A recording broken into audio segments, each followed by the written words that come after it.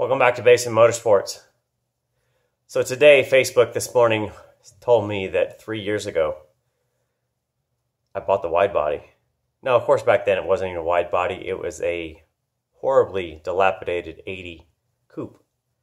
So I thought today I was going to get it out anyway and do some footage and that and walk around. But I thought, let's make this a little bit nostalgic.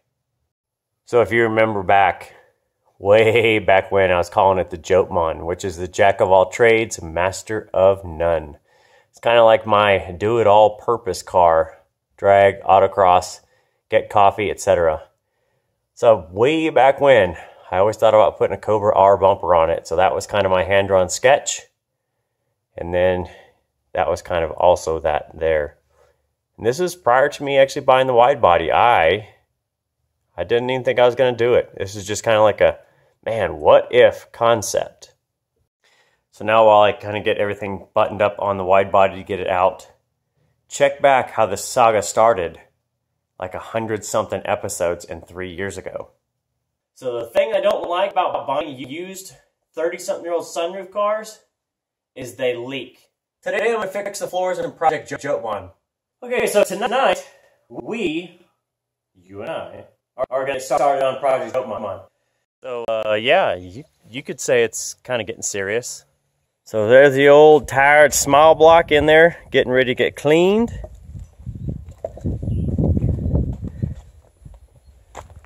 And there's the engine bay.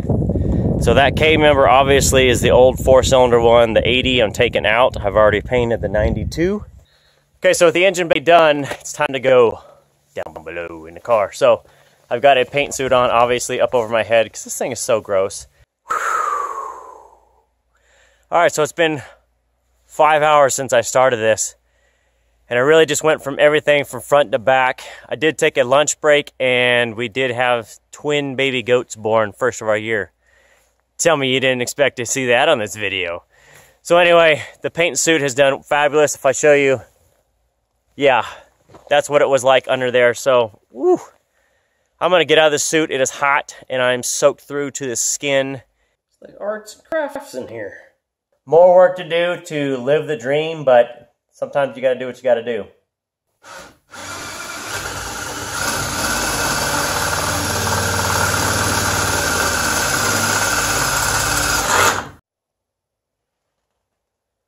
Welcome to your Halloween nightmare.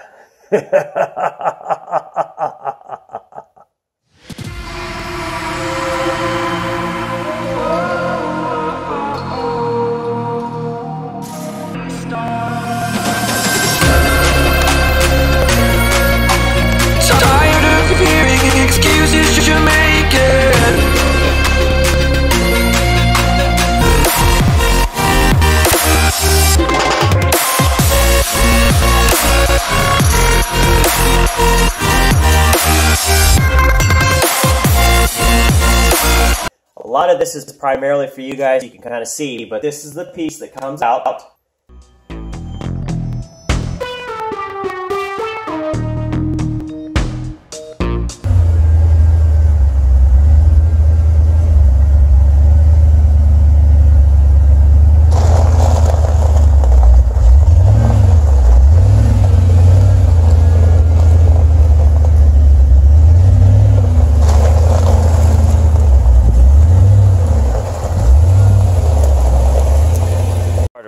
That kind of humble beginning is what this thing has turned into. So a lot of you guys have asked, kind of walk you through everything on the car itself. And really, if you haven't watched all 100 episodes, there's probably a lot of little things that I've done. And I know there's some things I've done that I haven't even covered on any video. So I will walk you through looking at the exterior, interior, everything else, so you kind of get a feel for how this car is. So now looking at the obvious outside of it, it is vinyl wrapped. The color is called Satin Urban Jungle. It's an Avery Dennison color, and it's a color change. So you know if you walk around, you can see it change color. It's normally green, but it will change from like a root beer to kind of a pinkish. And then you can also get it to a purple on that. So this has been fully wrapped other than the hood, and that's a completely different story. Tail lights are obviously been restored. These are originals. These are the original style. They are restored itself. The wheels and tires, front and rear, are 315 3018s. They're BFG Rival S, all running on a 18x10.5 Rovos Pretoria. These are the SN95 rears. They are a 6.7 backspace plus 23 offset. So nothing there other than off the shelf store stuff. Now the trim, all of this has been wrapped in carbon fiber 3M wrap, and that was just to do something different. The trim on this was completely destroyed, scuffed, dented itself. This hides it pretty well. OEM fuel door, rear flares. These are again Meyer Racing flares that were just bolted on there, and again, some people don't like the bolts and the fasteners on them, but it's a purpose to it, and I'll eventually kind of explain what it is when I do the front bumper. Of course, again, this is an original sunroof car. Mirrors were redone, sail panels were redone. That is with some SEM trim exterior. Wheels look good. They're big and meaty. And then in the engine bay. So you've got here, this is the original drivetrain out of the 92 that was wrecked. So I'll kind of go back. I'll put a link up to that if you guys want to see what happened with it. But it was wrecked. It was rear-ended on this debut drive. So I basically pulled everything out of it. And that's what's in here. So Team Z caster camber plates. That is a 94-95 Cobra master cylinder. Original Fox booster out of the 92. Engine, everything else. Now I just did all the gaskets there, so you can kind of see the blue on those. Nothing major. New rack, cold air intake, if you want to call it that, or hot air. Pro M master meter, filter, 30-pound injectors. Harness has been wire tucked. That's DEI slim, or the loom covering over it, but otherwise everything is there. It's original stock. Original hood, DEI thermal liner under there that I did. If I back up, you can kind of see the front bumper itself, and everything there is done in the black SEM trim black exterior pieces, just to match. All right, so we can talk about everybody's worst thing on this car, and that is the hood. So remember back, I went and took the Avery Dennison basic wrap class, and this graphic came out of that class. This was kind of their demo stuff, and I thought it really just broke it up a lot. And it really kind of is offensive to people. A lot of people call it a Barbie hood. I think it's more akin to Gem. And Gem is my name.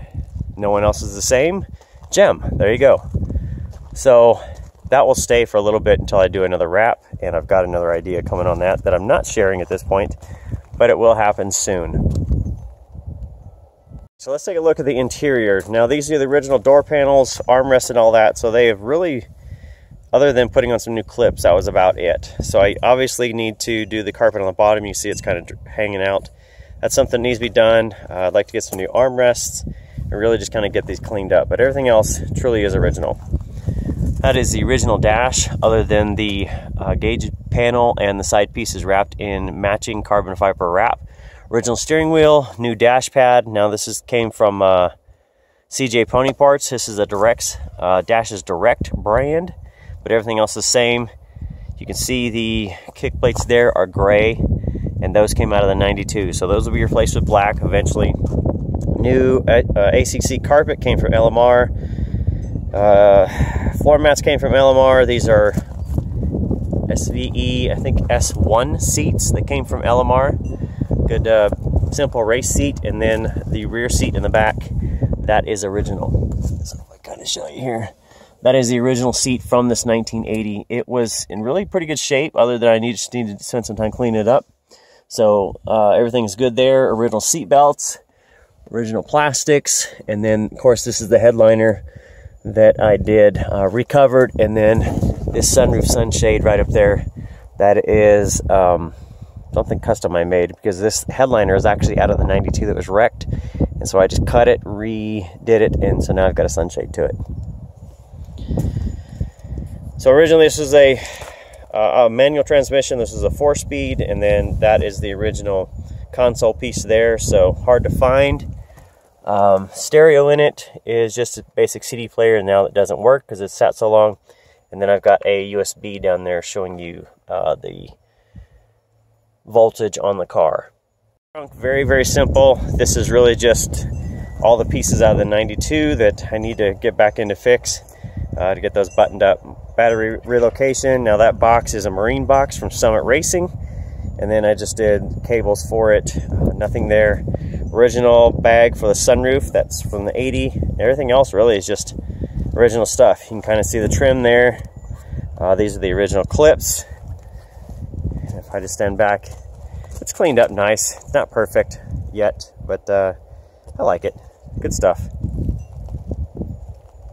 You guys ever see this car in person? Last year I just literally took a piece of 2x4 to prop the hood open, and so this year I made my own hood prop. So this is 1.5" electrical conduit, and it's wrapped in the satin urban jungle to match the car. So I think it'll go pretty good matching that car up. So 1.5" actually fits right over the hood lock there. And if I pull back, you can kind of see it does match the car. Changes color with it.